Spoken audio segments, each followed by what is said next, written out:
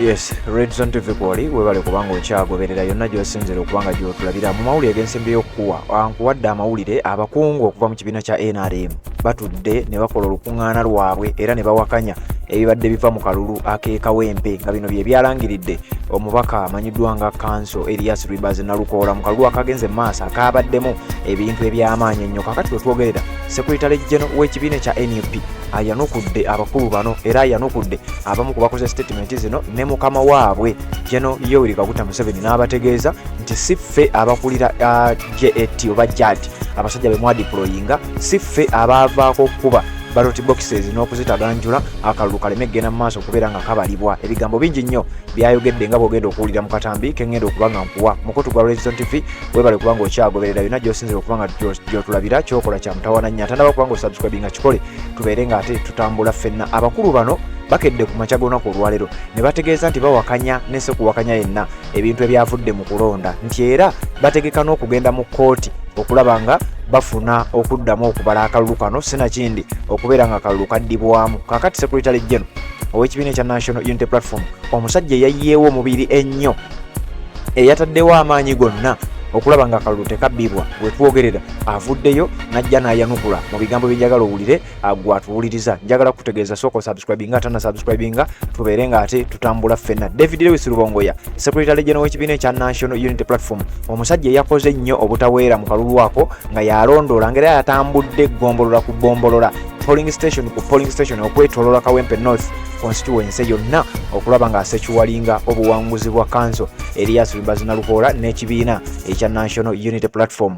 Tebaswala kyonna kye baagala okukola bannayuganda babatunuulidde ate ekizibu ebyembi baba bagezaako okukola bino nga balowooza oba bibongera buganzi mu bantu naye bibongera okukyayibwa nnyo kubanga tosobola kukola ebintu bye baakola mu kalulu kano n'ovaayo the following day n'oyogera ebintu bwe bityo nga mukubye kuleba amawulire ebyo mwasanga balikodinga ebyali bigenda mu maaso nga mukwata ba agent baffe abali ku polling stations bagezaako okulaba bye mwali mukola ne mubasiba ne mubakubakuba ne mukola byonna bye mwakola then novaayo n'ogamba nti batubba.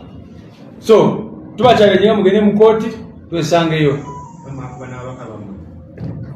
mbogeddeko ababaka kubanga bali supervisors baffe ababaka baffe NUP yakuba Dr. Hilderman, NUP nekuba Meya Mutebi nemukuba nnyo NUP yakwata Honorable Kawempe nemusiba nemutwala mu drone.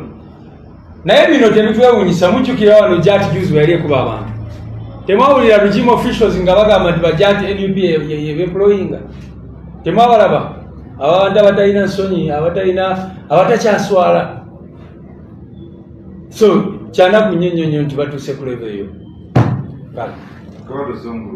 has gotten to levels of shamelessness that has not been seen anywhere.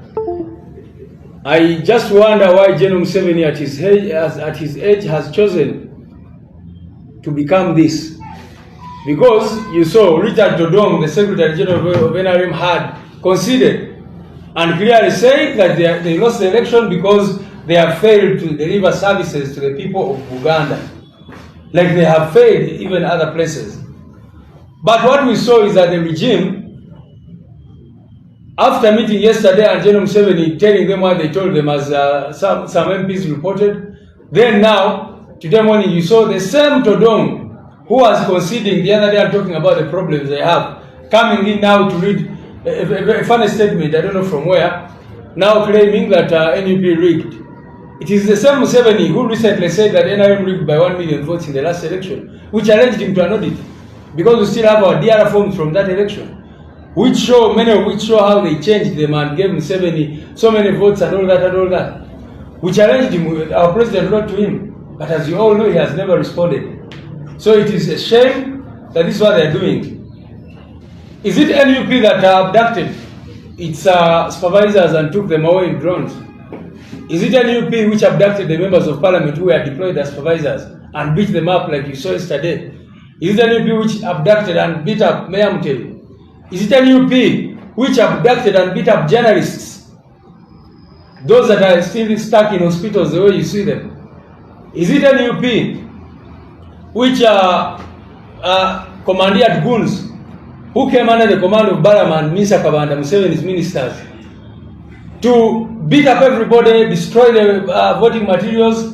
Is it NUP which deployed the members inside the polling stations? Is it NUP which altered the results and gave NRM 700 votes where they got very few votes? You know, is it NUP which went and altered and awarded NRM 400 votes, 300 votes, in another case 300, and then at a certain polling station where they had very few votes, they altered. Hours were given to NRM and they gave themselves hours. So is it NUP which did all these things?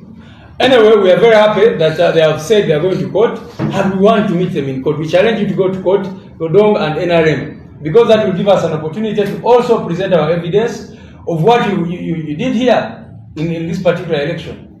Is it NUP which prevented the declaration of our councillor for Kazango? You know, we had a candidate, popular called Mama Usina, who was a candidate, Setuba Abiba. She was our candidate in Kazangola. And these thugs under the command of Balam and Mr. Kawanda came and shattered everything, destroyed everything. You, the media, were there yesterday, I think, and you saw what the kind of case they did there. And those goons were being guarded by the military. The videos are all over. The goons were, you know, guarded by the military. So that, according to Museveni and Lodong, that was NUP. And you know, the media has been saying that, you know, the voter turnout was low, that Honorable Nalkolawan with only 17,000 votes. But the most popular polling stations are at Kazangola and in Bogo. And that is why the regime targeted those ones and made sure that the results from those places were not read. So shame upon you, Museveni, shame upon you, Lodong, shame upon you, NRM. And I hope, really, any person who now supports NRM should feel sorry for themselves, because I don't know where you are going. Thank you. I didn't say they should lie low and concede defeat. They should just bury their heads in shame.